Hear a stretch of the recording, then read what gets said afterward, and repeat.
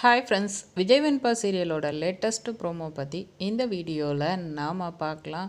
ராஜேஸ்வரிக்கு நம்ம அன்னபூர்ணியம்மா பண்ணதான் சரியான பதிலடி.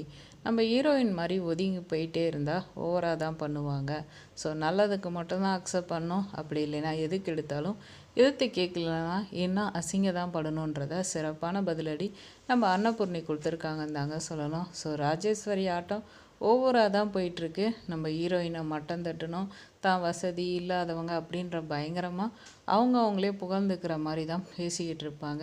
இந்த நிலையில் வீட்டிலே பியூட்டிஃபிஷனை வர வச்சு தன்னோட எல்லாத்தையும் மேனேஜ் பண்ணணும்னு நினச்சிருக்காங்க. ஸோ காலில் இது பண்ணியிருக்கப்ப அந்த பொண்ணு எனக்கு ஒரு கால் இருக்குது, நான் அதை போய் அட்டன் பண்ணிட்டு வந்துடுறேன் அப்படின்ற மாதிரி கிளம்புறாங்க. சரின்னு சொல்லிட்டு இவங்க கண்ணை மூடி ரிலாக்ஸாக காலுக்கு தண்ணி வச்சுட்டு உட்காந்துட்டு இருந்திருக்காங்க வார்ம் வாட்டரில். ஸோ அந்த டைமில் என்ன பண்ணியிருக்காங்கன்னா, ஏற்கனவே நம்ம ஹீரோயினை பயங்கரமாக அசிங்கப்படுத்துறது, கேவலமாக இது பண்ணுறது, இந்த தண்ணியை வச்சு இது பண்ணது, இது எல்லாமே அன்னபூர்ணிக்கு செம கோவம்.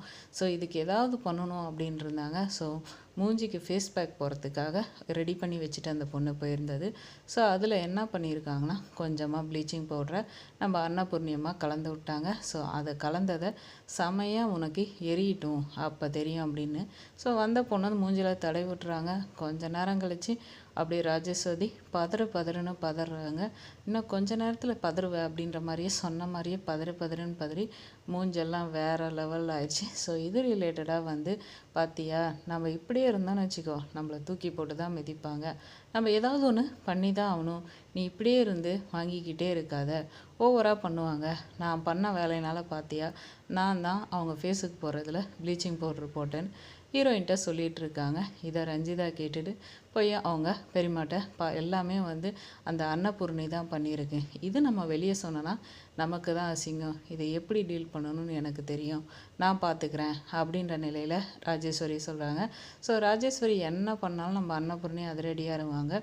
அது மட்டும் இல்லாமல் அன்னபூர்ணி பண்ண வேலைனால ராஜேஸ்வரி மூஞ்சில் பார்த்தோம்னா நல்லா அங்கங்கே காயம், அதாவது நல்லா வீங்கியிருக்கு. ஸோ இந்த நிலையில் செம்ம டென்ஷனாக உட்காந்துட்ருக்கப்ப விஜய் தான் கெடா மாதிரி சிக்கன மாதிரி மாட்டிக்கிறாரு. உன்னால தான்டா, நீ மறைமுகமாக செய்கிற வேலையால் தான்டா இன்றைக்கி எல்லா பிரச்சனைன்றாங்க.